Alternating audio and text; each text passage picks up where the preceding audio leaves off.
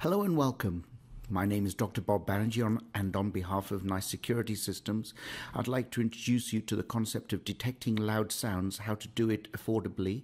The reason for this is because of the recent spate in attacks in schools, K through 12, NICE has taken a very strong stance in how to build in better situational awareness for the staff and for the first responders. And so we'd like to present some ideas around detecting loud sounds.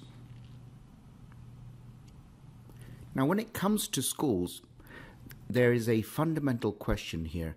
There is, what can I do to stop the shooting from happening in the first place, such as putting up the ability to have a locked door, buzzing people in when they come in through the front, because of course there is very naturally a single point of entry.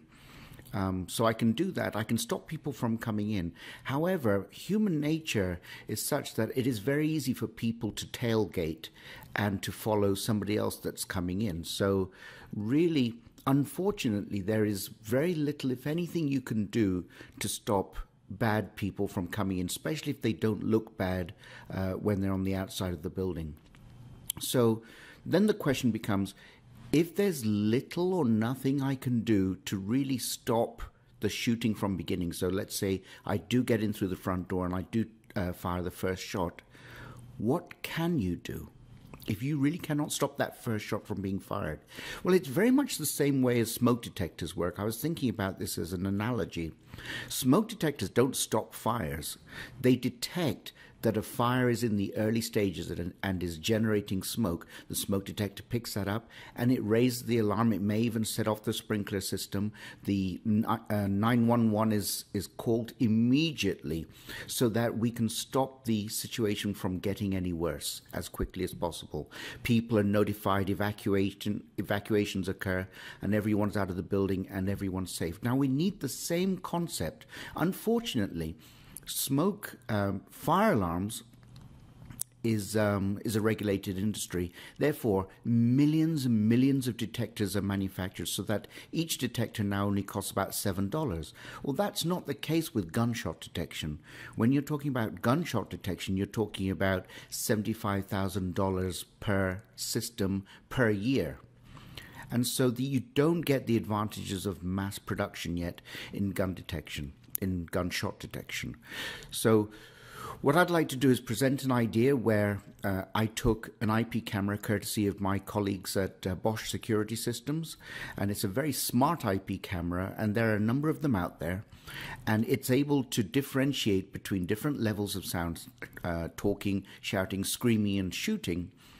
And although it's not designed for the purposes of gunshot detection, that's a very important disclaimer. This camera and this method that I'm talking about here is not specifically designed for this. All it is doing is using its ability, like an elaborate baby monitor, to detect sounds and to detect very loud sounds that go above a certain threshold. And then it has the smarts to be able to communicate that fact to anything that's listening, whether it's through emails or relay outputs. And I'll talk about all those different mechanisms in a minute. So before I just show you the video where I actually, myself and my colleagues fired a few shots and recorded it, we put them onto a CD along with some talking, along with general laughter, which is meant to emulate a normal office environment.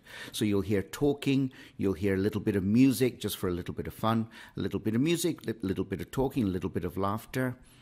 And let's see how the system reacts. Now, this is the web browser of the camera, and you can see that it's a frequency distribution. It's a spectrum analyzer of the gunshot. You'll see it when I actually feed some sound into the system when I put the CD on. I can select the different threshold levels above which I want the alarm to be triggered, and I can choose, select or deselect some of the frequencies that I care about. I really care about the lower frequency. And the sensitivity bar at the bottom is, as soon as the sound goes above a certain above the threshold, do I want it to trigger immediately, or do I want it to say, hey, come on, just go over it a few times, make sure it's really solid, so low sensitivity.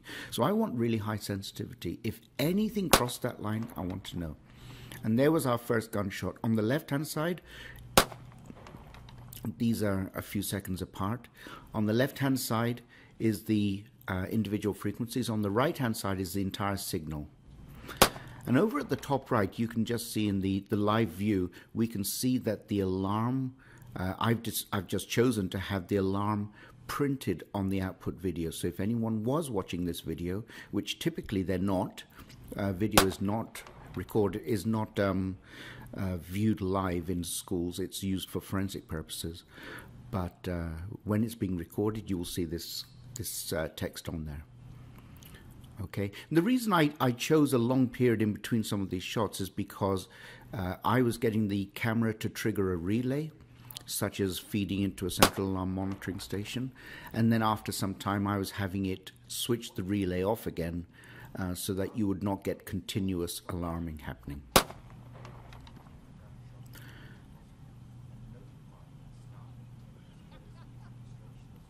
And now if we're having multiple shots here.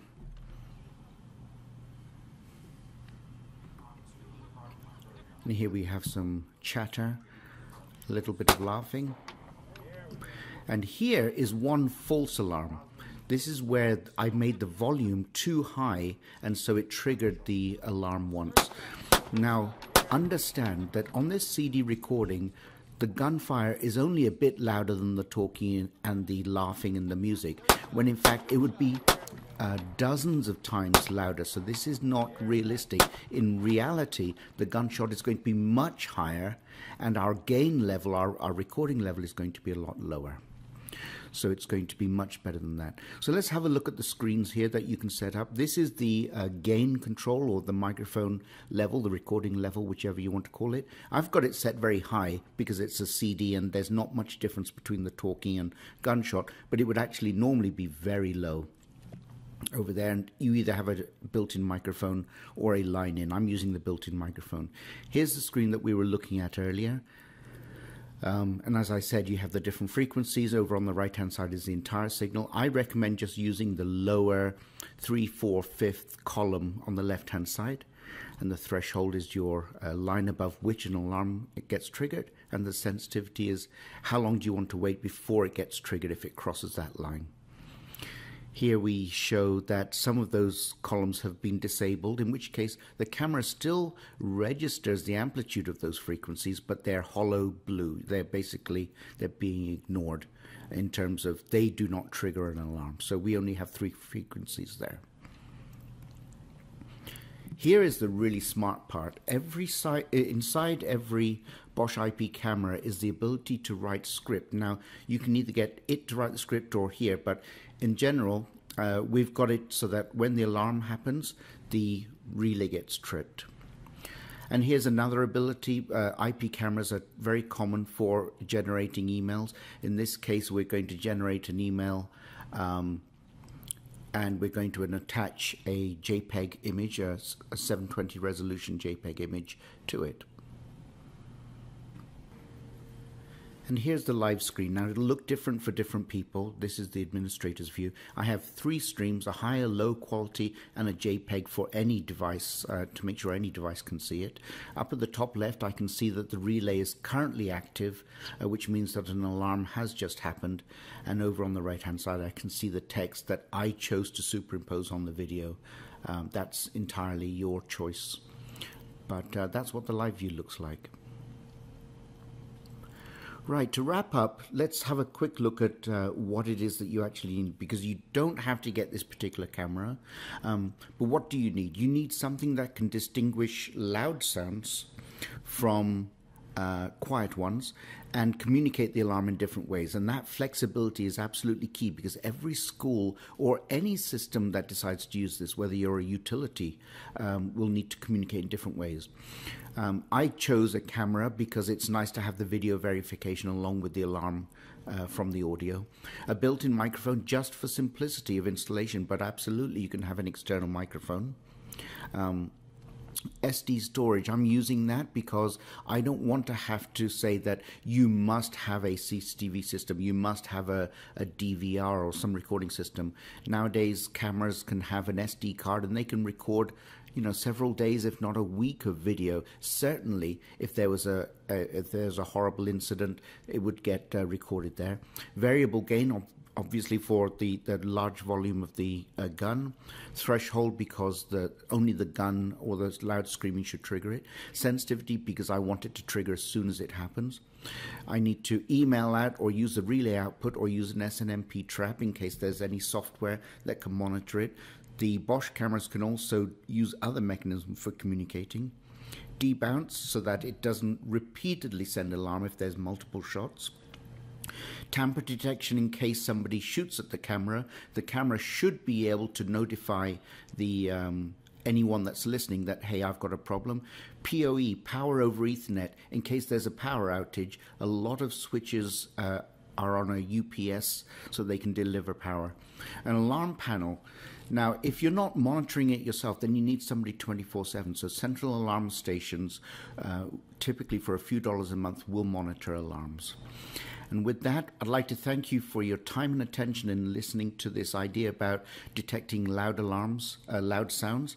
And I hope that with your creative ideas, you'll be able to implement it in schools to protect our nation. Thank you very much.